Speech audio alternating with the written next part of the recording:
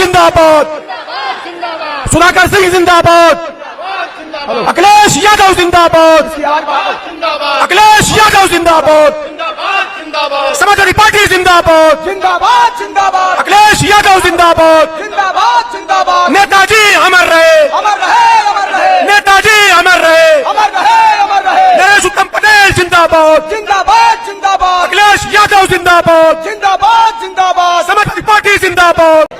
आज देश में और दुनिया में सबसे ज्यादा 15 साल से ऊपर वाली आबादी अगर कहीं दिखाई दे रही है तो वो आपके उत्तर प्रदेश में दिखाई दे रही है, जिसकी पढ़ाई की, नौकरी की, रोजगार का इंतजाम क्या होगा। लेकिन ये बीजेपी के लोग उनके भविष्य को अंधकार में डालना चाहते हैं। अभी जो जानकारी मिली है, 3000 प्राइमरी स्कूल ऐसे हैं जहां पर एक भी गरीब बच्चे ने दाखिला नहीं लिया, एडमिशन नहीं लिया है। 3000 ऐसे स्कूल हैं जिनमें कोई एडमिशन नहीं मिला, कोई लेने नहीं गया एडमिशन। क्या कोई कल्पना कर सकता है कि सरकारी स्कूल में बच्चे पढ़ने नहीं आ रहे हों, और अगर बच्चे पढ़ भी लें तो उनके पास नौकरी नहीं है, रोजगार नहीं है। मैं लखनऊ से चल करके घोसी तक आया हूं। जो लोग कहते थे कि 33 लाख करोड़ उत्तर प्रदेश में निवेश होने जा रहा है पैसा, मुझे ये बीजेपी वाले बताएं, लखनऊ से लेकर के घोसी विधानसभा तक और घोसी विधानसभा के आखिरी बॉर्डर तक और यूपी की सीमा तक अगर कहीं एक भी कारखाना लगा हो तो बता दो हमें। अगर एक भी फैक्ट्री लगाई हो इन्होंने तो बता दो। ये तो कहते थे कि 33 लाख करोड़ रुपए का निवेश हुआ है लखनऊ से लेकर के घोसी और घोसी विधानसभा से लेकर के आखिरी बॉर्डर यूपी के। अगर एक भी कहीं कारखाना इन्होंने लगाया हो तो बता दो हमें। अगर सबसे बड़ी सड़क लखनऊ से और आपके गाजीपुर तक कोई दिखाई दे रही है तो वही पूर्वांचल एक्सप्रेसवे दिखाई दे रहा है, कोई दूसरा बड़ा प्रोजेक्ट नहीं दिखाई दे रहा है। समाजवादियों ने बनाया होता तो आपको कहीं झटका नहीं लगता। इन्होंने बनाया, लेकिन उसको पूर्वांचल का सबसे बेहतर सड़क होती जो पूर्वांचल को विकास के रास्ते से जोड़ता, लेकिन वही आधा अधूरा वैसा ही छोड़ दिया। कोई मंडी नहीं बनी। अगर मंडी बनी होती तो हमारे किसानों की पैदावार को हम लोग कीमत दे सकते थे। कोई मंडी नहीं बनी। अगर मंडी बनी होती तो हमारे किसान को उससे कीमत मिल जाती, किसान को की फसल की कीमत मिलती। आज जो भी जा रहा है किसी और के हाथ में चला जा रहा है। ये जो नौजवान दिखाई दे रहे हैं बड़ी संख्या में, इनके भविष्य के साथ बीजेपी खिलवाड़ कर रही है, और न केवल इन नौजवानों के भविष्य के साथ खिलवाड़ कर रही है बल्कि आने वाली पीढ़ी के साथ भी खिलवाड़ कर रही है। क्योंकि अगर इनका भविष्य नहीं बना तो बताओ आने वाली पीढ़ी का भविष्य क्या होगा। न इनके हाथ में नौकरी है, न रोजगार है, और क्या सपना दिखा रहे हैं कि अग्निवीर से फौज मजबूत हो जाएगी। हम नौजवान साथियों से कहना चाहते हैं कि आप घोसी की विधानसभा जिताओ, 24 का चुनाव जिताओ। जो फौज की भर्ती होती थी पहले तरह से, पक्की नौकरी, पक्की वर्दी, ये आधी अधूरी नौकरी, 4 साल की वर्दी से कोई देश की सेवा नहीं होगी। हमारा नौजवान पूरी जीवन भर वर्दी पहन करके पक्की नौकरी कर करके सीमा की रक्षा करना चाहता है। बताओ आधी अधूरी नौकरी से कोई सेवा होगी? इसलिए नौजवानों, जहां किसानों का भविष्य अंधेरे में डाल दिया इन्होंने, नौजवानों का भविष्य अंधेरे में, इनसे ज्यादा झूठ बोलने वाली कोई पार्टी नहीं है। जो लोग लाल किले से झूठ बोलते हो, लखनऊ से झूठ बोलते हो, बताओ उन पर भरोसा करोगे आप? ये लोग भाईचारा नहीं चाहते। ये लोग भाईचारा नहीं चाहते। ये लोग चाहते हैं कि समाज में दरार बनी रहे, दरार। समाज में हिंदू मुस्लिम की दरार बन जाए, सिख ईसाई की दरार बन जाए, और जब कामयाब नहीं होते तो जातियों के बीच में दरार डालते हैं। जातियों के बीच में ये जातियों को तोड़ करके दरार डालते हैं। हमारे मुख्यमंत्री जी का आपने वो गणित तो सुना ही होगा विधानसभा का, क्या 46 में 56। ये लोग वो हैं जो जातियों में दरार डालते हैं। धर्म के बीच में दरार डालते हैं। इसलिए आपको इनसे सावधान रहना पड़ेगा। इनसे सावधान इसलिए भी रहना पड़ेगा क्योंकि जहां हमारा किसान दुखी है, नौजवान का भविष्य अंधेरे में, वहीं जो सुविधाएं बुनकर भाइयों को मिलती थी, जो बुनकर भाइयों को सुविधा मिलती थी, वो सुविधाएं छीन ली गई हैं। चाहे वो बिजली की सुविधा हो, चाहे पिछली सरकार में जगह जगह पर हम लोगों ने बुनकर बाजार बनाने का काम किया था, जिससे बुनकर भाइयों का जहां बिजली से मदद मिले वहीं उनको एक स्थान मिल जाए, बाजार मिल जाए, जहां पर अपनी बनाई हुई चीजों को अच्छी कीमत पा सकें। जितना काम समाजवादियों ने किया वो काम सब रोक दिए गए। जहां बिजली की व्यवस्था जो पुरानी नेताजी ने दी थी वो भी रोक दी। जो बुनकर बाजार बन रहे थे बुनकर भाइयों को सुविधा के लिए, वो बुनकर बाजार भी इन्होंने बंद कर दिए। इसलिए जो सुविधाएं मिलनी चाहिए, क्योंकि बिना सुविधा दिए हुए, बिना सरकारी मदद के अगर बड़े बड़े उद्योगपतियों को ये सुविधाएं देते हैं, हजारों करोड़ का पैसा छोड़ देते हैं, तो बताइए हमारे बुनकर भाइयों के लिए वो इंतजाम क्यों नहीं है। हम अपने बुनकर भाइयों से कह करके जा रहे हैं कि 22 में अगर सरकार बन गई होती तो जहां हम लोग किसान को सुविधा देने जा रहे थे, नौजवान को नौकरी रोजगार देने जा रहे थे, वहीं बुनकर भाइयों के लिए भी विशेष सुविधाएं देने जा रहे थे। आने वाले समय में जब भी समाजवादियों को मौका मिलेगा, हम अपने बुनकर भाइयों के लिए विशेष सुविधा देने का काम करेंगे, जिससे उनके घर परिवार में भी खुशहाली आ सके। ये मैं देख रहा हूं ओल्ड पेंशन स्कीम वाले लोग आए हैं।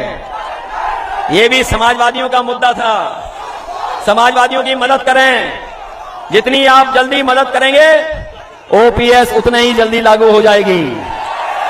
ये हमारे 69,000 वाले जो लोग 69,000 शिक्षक भर्ती को समझते होंगे, वो जानते होंगे कि इतना बड़ा घोटाला नौकरी रोजगार और बाबा साहब के भीमराव अम्बेडकर जी का दिए हुए संविधान के तहत जो हमें अधिकार है उनसे खिलवाड़ हो रही है।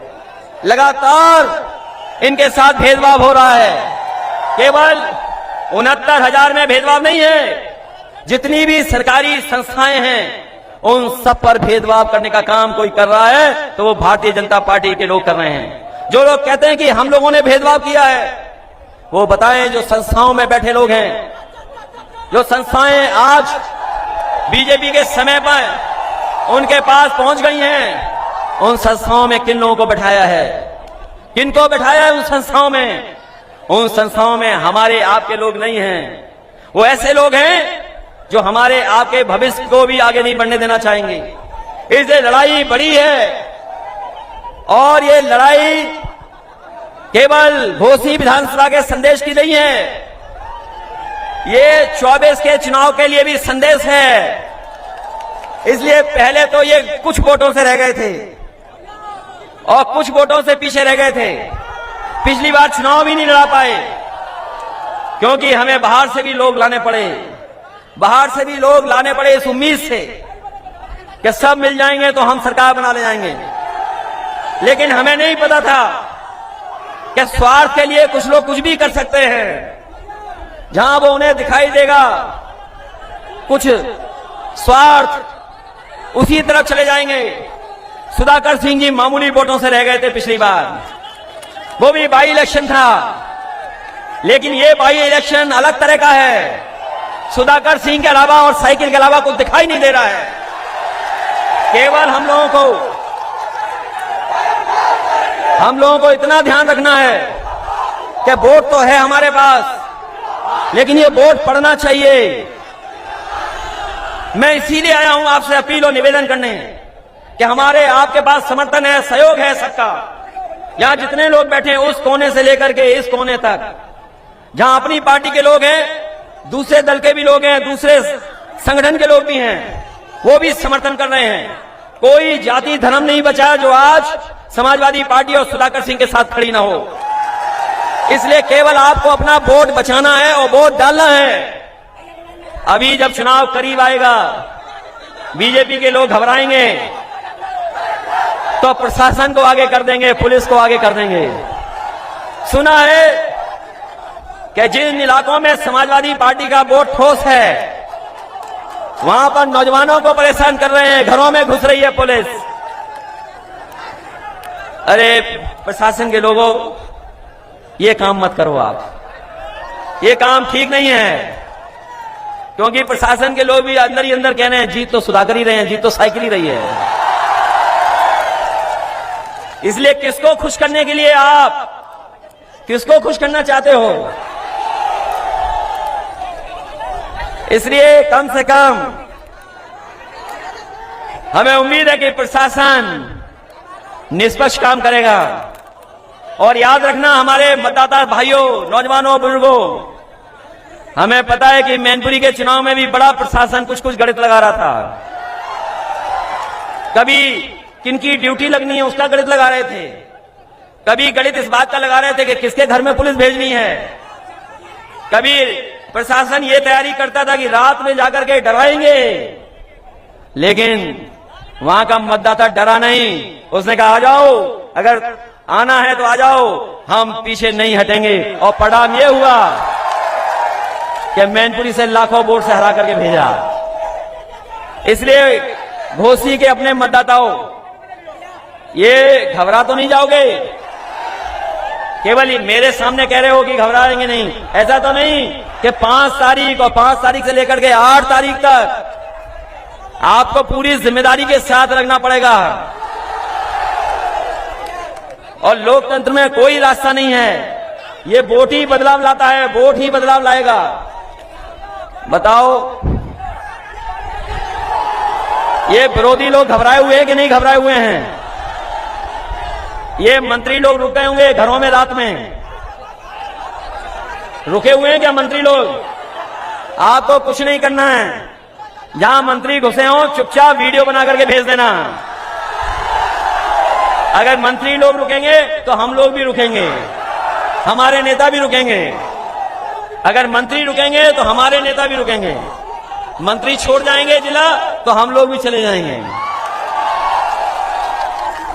इसलिए मैं जान रहा हूं बहुत जोश है यहां पर, बहुत उत्साह है। और ये वो जोश उत्साह ऐसा है कि जो ठंडा नहीं होने वाला है 5 तारीख तक। मैं जानता हूं जितना पसीना आपको आया है उससे ज्यादा हम लोगों को भी आ रहा है। इसलिए सवाल आपके सामने वही बुनियादी हैं। वही किसान संकट में है, खेती करने वाला किसान हमारा संकट में है। नौजवान के भविष्य के लिए कोई सरकार काम नहीं कर रही। एक भी अस्पताल ऐसा नहीं जहां पर गरीब का इलाज हो जाए, दवाई मिल जाए। एम्बुलेंस व्यवस्था भी खराब कर दी। जो हमारी 100 नंबर गाड़ी थी 112 कर करके, वो भी खराब कर दी, उसमें भी कोई व्यवस्था बदली नहीं। और आज तो ऐसा माहौल है कि जहां पर हर वर्ग के लोग आपके समर्थन में जुड़ गए हैं। कोई जाति नहीं बची, कोई वर्ग नहीं बचा, कोई वर्ग नहीं बचा जो आपके साथ खड़ा ना हो गया हो। इसलिए सुधाकर सिंह ही सुधार सकते हैं इस विधानसभा को। यही सुधार लाएंगे, यही सुध लेंगे आपकी। बताओ आपकी सुध लेने वाला कौन है? और यही तो है, जहां चाहे वो मिल जाएंगे, आपके बीच के हैं। इसलिए जिताइए इन्हें।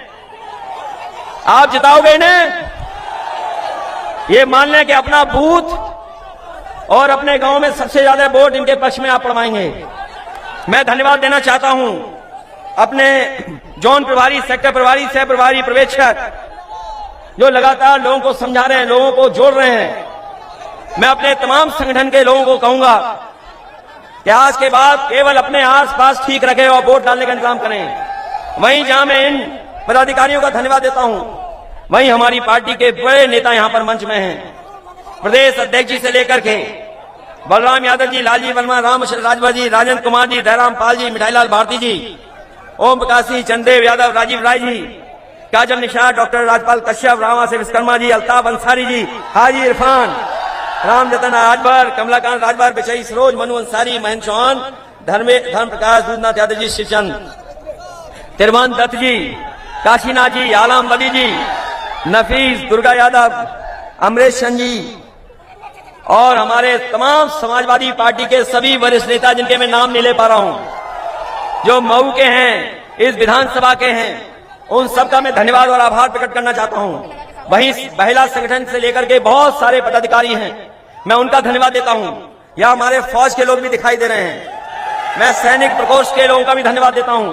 और आए हुए किसान भाइयों का, नौजवानों का, बुनकर भाइयों का, मैं उन सबका धन्यवाद देता हूं।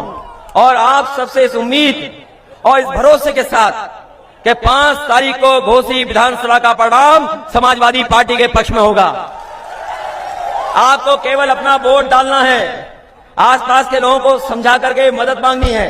जहां और दल के लोग हैं, जो हमारे कांग्रेस पार्टी के हैं, कम्युनिस्ट दल के लोग हैं, जहां पर महेंद्र राजभर जी हैं